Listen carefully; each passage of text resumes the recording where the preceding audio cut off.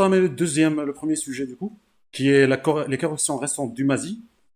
Et en ce qui concerne donc la correction récente du MASI, toi, donc avec ta lecture, comment trouves-tu cette correction? Est-ce que c'est une respiration ou une pause dans un trajet de hausse sur le long terme, ou généralement une bulle qui s'expose? Donc pour expliquer une bulle, c'est généralement lorsqu'on a des PE ratio, qui est un ratio financier qu'on va aborder dans le futur, PE ratio qui sont très très largement divergents des PE ratio moyens en théorique.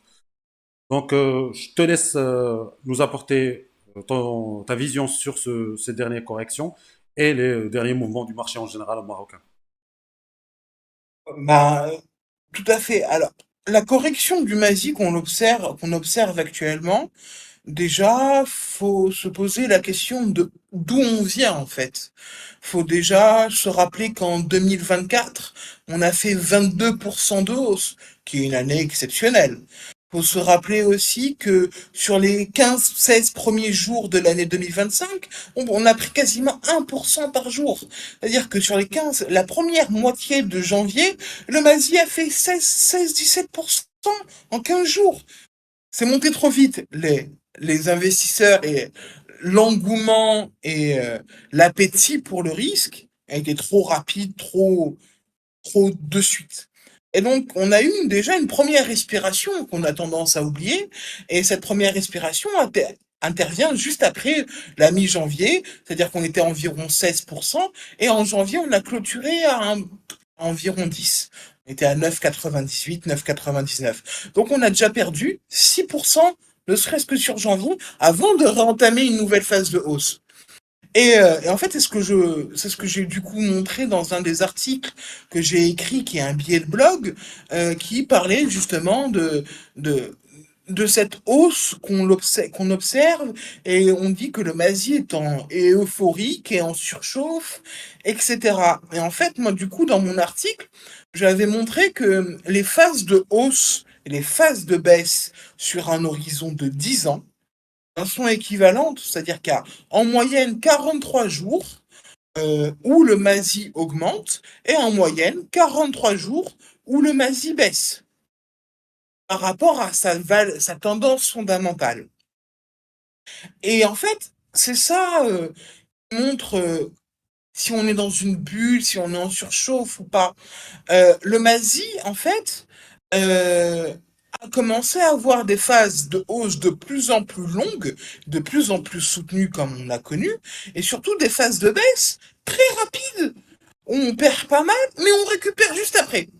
Donc, on prend à peine le temps de respirer, de digérer et de repartir, qu'on est déjà en fait déjà reparti sur des plus hauts. Donc, pour moi, je vais pas faire durer le suspense plus longtemps, c'est juste une correction qui est salutaire. C'est-à-dire que le marché a besoin de respirer. Et en fait, du coup, on est monté vraiment trop haut, trop vite. Et ça, c'est comment je l'ai analysé. C'est du coup avec les outils que j'ai appris durant mes études. Il y a notamment le filtre Audric et Presco qui permet de détailler la tendance, de savoir si la tendance elle est structurelle, et de savoir la cyclicité autour de la tendance, savoir les hauts et les bas autour d'une tendance de long terme. Et moi, ma tendance de long terme, elle dit que le MASI et que l'économie marocaine, c'est bullish. C'est-à-dire qu'à long terme, le MASI va grandir, l'économie marocaine va grandir, et on a tous un cap qui est 2030 avec la Coupe du Monde. Tous les grands projets, tout, toutes les actions qui ont vraiment surperformé et des grosses capitalisations sont orientées vers 2030, et les investisseurs particuliers, mais aussi institutionnels, ont compris que c'était la source de croissance sur les 5-6 prochaines années qu'on aura au Maroc. Et donc, cette correction, comme je l'ai dit, elle est salutaire. euh, et, euh, et, euh, et du coup, tout simplement, euh, elle a été quand même un peu accentuée, c'est-à-dire qu'il y a eu des événements sociaux. Moi, j'apporte tout mon soutien à la Gen Z 212. Et il ne faut surtout pas attribuer le poids de la baisse du MASI à ce mouvement social. Ça a juste fait paniquer, et étant donné qu'on était déjà dans un mouvement sur le Masi où tout était très tendu, avec des niveaux de risque assez élevés, ça a juste précipité une baisse. Et c'est là où, en fait, nous, en petit investisseur, petit porteur, ben, c'est nous le problème. C'est nous notre pire ennemi en bourse.